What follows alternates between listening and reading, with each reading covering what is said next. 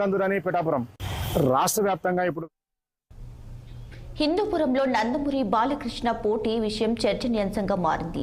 సినీ హీరోగా నందమూరి బాలకృష్ణకు ఉన్న క్రేజ్ అంతా ఇంత కాదు. అయితే తెలుగుదేశం పార్టీకి ఆయన ఈసారి స్టార్ క్యాంపెయినర్ గా రాష్ట్ర వ్యాప్తంగా పర్యటిస్తారా, లేక హిందూపురం నియోజకవర్గంలో తన గెలుపు వరకే ప్రచారం చేసుకుంటారా అన్నది చర్చ జరుగుతుంది. జనసేన, టీడీపీ, బీజేపీ కూటమిగా ఈసారి ఎన్నికల్లో తలపడుతున్నారు. ఇలాంటి పరిస్థితుల్లో చంద్రబాబు మరోసారి సీఎంగా చూసేందుకు ప్రతి ఒక్కరూ కృషి చేయాలంటూ పలు సభల్లో చెబుతున్నారు బాలకృష్ణ. మరి రాష్ట్ర వ్యాప్తంగా ప్రచార బాధ్యతలను బాలయ్య చేపడతారా, లేక హిందూపురానికే పరిమితం అవుతారా అనేది మా అనంతపురం ప్రతినిధి రసూల్ ద్వారా మరిన్ని వివరాలు అడిగి తెలుసుకుందాం.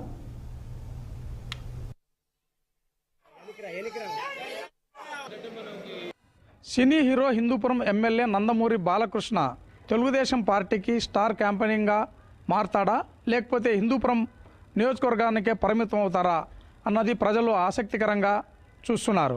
ప్రస్తుతం ఇప్పటివరకు అయితే హిందూపురం నియోజకవర్గం నుంచి నందమూరి బాలకృష్ణ 2 సార్లు విజయం సాధించాడు. రానున్న త్వరలో జరిగేటువంటి సార్వత్రిక ఎన్నికల్లో కూడా హిందూపురం నుంచి ఎమ్మెల్యేగా ఆయన బరిలో ఉన్నారు.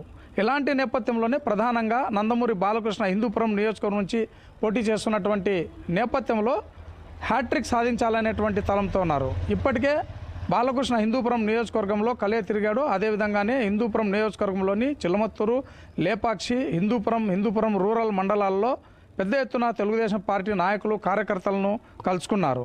రానున్న సార్వత్రిక ఎన్నికల్లో హిందూపురం నుంచి అత్యధిక మెజారిటీతో గెలిపించాలని, అందుకోసం ప్రతి ఒక్క కార్యకర్త, నాయకుడు కృషి చేయాలనేటువంటి విధంగా ఆయన సూచనలు, సలహాలు చేశారు. ఈసారి హిందూపురం నుంచి ఎమ్మెల్యే నందమూరి బాలకృష్ణ గెలుపొందితే ముచ్చటగా 3వసారి గెలుపొంది ఆయన హ్యాట్రిక్ సాధిస్తాడు. ఖచ్చితంగా మనం హ్యాట్రిక్ సాధించాలి. హిందూపురం నియోజకవర్గం అంటే తెలుగుదేశం పార్టీకి కంచుకోటగా ఉండాలనేటువంటి విధంగా తెలుగుదేశం పార్టీ శ్రేణులకు ఆయన ఇప్పటికే పలు సూచనలు చేశారు. అదే నందమూరి బాలకృష్ణ అంటే ఒక సినీ హీరో. అతనికి ఒక పెద్ద ఎత్తున అభిమానుల్లోనూ అదేవిధంగానే ప్రజల్లోనూ అతనికి ఒక క్రేజ్ ఉంది. ఇప్పటి వరకు అయితే ప్రధానంగా తన దృష్టి అంతా హిందూపురం నియోజకవర్గం పైన మాత్రమే కేంద్రీకరించినట్టు తెలుస్తోంది. అందులో భాగంగానే తెలుగుదేశం పార్టీ నాయకులు, కార్యకర్తలు అదేవిధంగానే ప్రధానమైనటువంటి పార్టీ శ్రేణులందరినీ కూడా ఆయన కలుసుకున్నాడు. ఇప్పటికే దిశానిర్దేశం చేశారు.